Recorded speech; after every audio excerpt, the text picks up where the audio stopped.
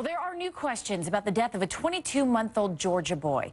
Justin Harris said he forgot to drop off his son Cooper at daycare Wednesday, instead leaving him in his hot SUV for hours while he was at work, saying it was an accident.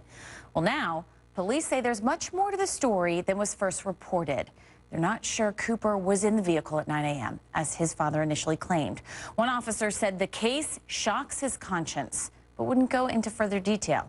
Harris is in jail without bond. He has pleaded not guilty to charges of felony murder and cruelty to children. Philip Holloway is a defense attorney and former police officer and joins me now to talk more about this case. Philip, thanks for being with us. My pleasure, thanks. I think there were a lot of people that were shocked that right away he was charged with felony murder. Was it on that Wednesday or was it the next day that the father was charged? Well, they took him into custody immediately at the scene. I think they handcuffed him, put him in the police car, and over the course of the evening, perhaps early the next morning, they swore out the arrest warrant. So did it seem like they knew that there was much more to this story than initially thought, or that they really did think this could have just been a tragic accident? The public statements that the police made at the time were that it may have been simply that he forgot the child. It now appears, based on the police officer or the police department's more recent remarks, that it may be something more sinister.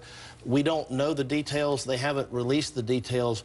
Their statements, however, suggest that now they are learning that there may be much more to the story. And the autopsy obviously going to be so essential here, because the question is whether or not Cooper died in that car or whether he died beforehand.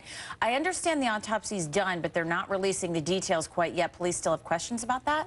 They do, and I don't know what those questions are. They haven't released that. But you mentioned the autopsy. The cause and manner of death is going to be crucial to the investigation in this case and to any successful prosecution. If it turns out that the child perhaps didn't even die in the car, as the father initially claimed, where he died, how he died, when he died, and under what circumstances are going to be key questions that the medical examiner in Cobb County is going to have to get right, because an accurate, complete, and scientifically thorough autopsy is vital. It absolutely has to be done, because any defense is going to put the medical examiner's work under the microscope.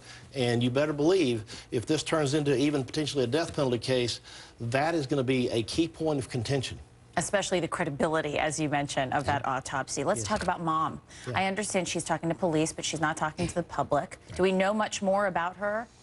No, we don't know very much at all. The public doesn't, at least. I'm sure that law enforcement does, and over time, these details, I'm sure, will come out. And personally, I've not ruled out the possibility that she could be charged. If I'm interpreting the more recent comments by the police department, it seems to suggest that they're still looking very closely at whether or not she had any involvement in this at all. And if she did, she probably would be charged. On the other hand, if they determine that she did not, then of course she wouldn't. All right, Philip Holloway, we appreciate your insight into this. Take care. Thank you very much. Nice to see you. Me too.